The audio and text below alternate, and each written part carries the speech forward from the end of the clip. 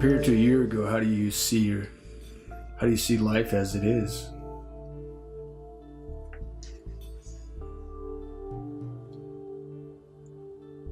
My president, he has a saying for me. One foot in front of the other. You could do that with legs, or you could do it with no legs.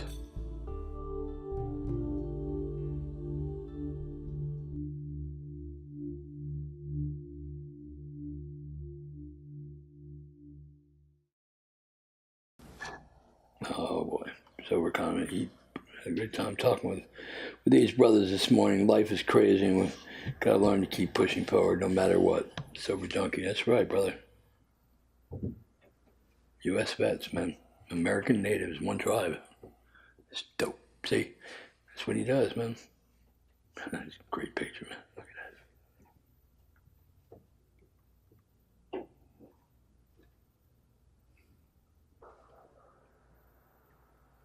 So when did you hear about Weed for Warriors?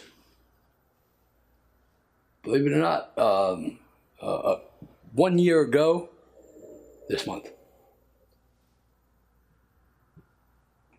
1 year. And I'm clean off narcotics, by the way. All opiates, all pills.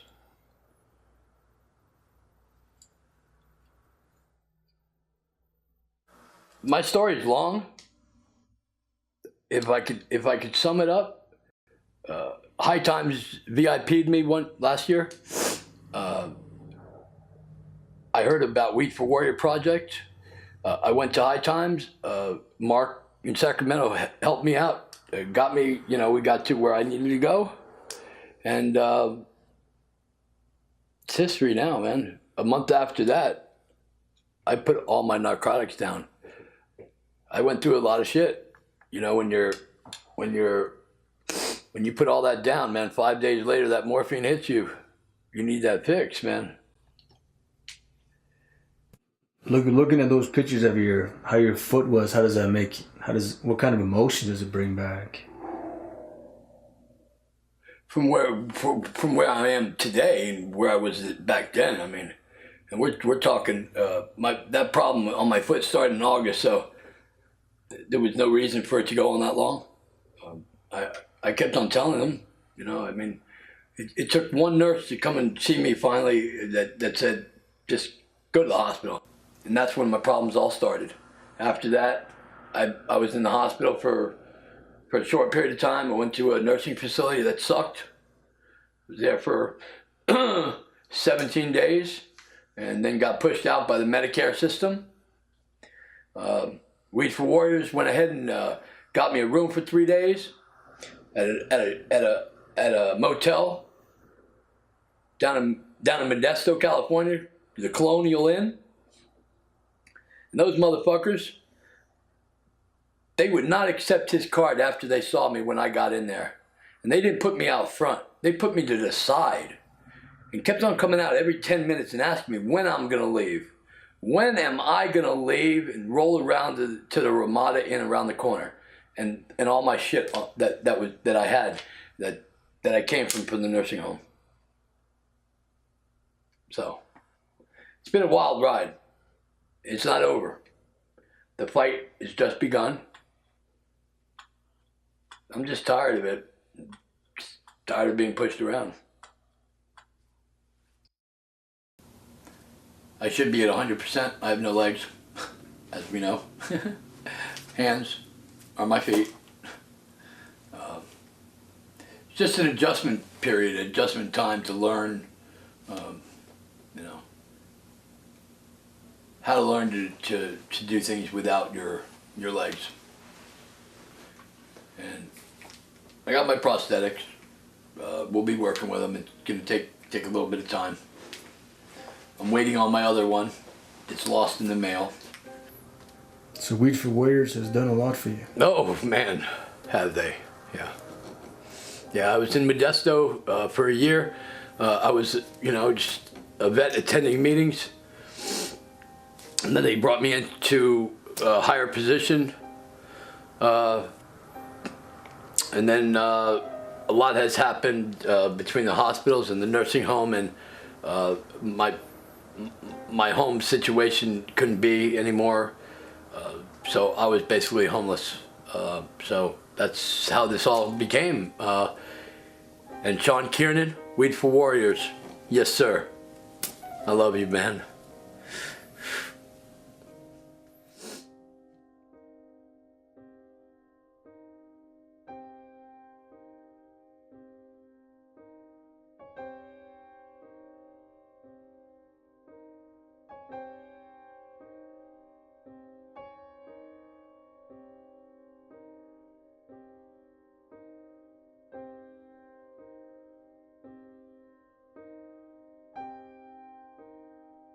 So we kept on saying,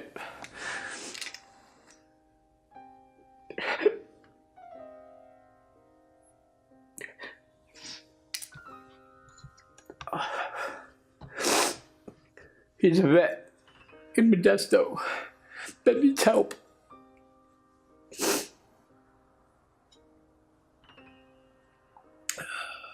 So he kept on hearing my name and kept on hearing my name, kept on hearing my name. Well, he finally said, I'm coming to get you. He said one day, he took a picture of the Space Needle he was passing by, and he said, you'll be in Vegas with me and Junkie. And I would say probably a month later, maybe less than that. No, it was less than that, way less than that. I'm here in Vegas. He came up, drove up to me 10 hours. I mean, he was tired. We got just a few hours sleep. We hit the road, came all the way back to Vegas.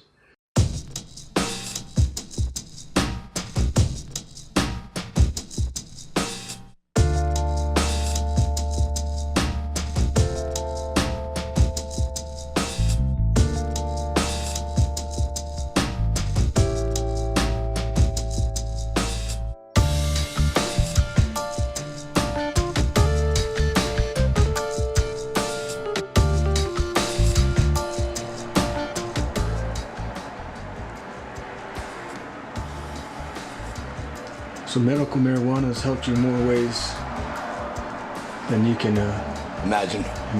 Absolutely. The Weed for Warrior Project does a lot. It does a lot for veterans. It's a family. Once you're involved and you get taken in, there's nothing like it. My first meeting, cried my eyes out.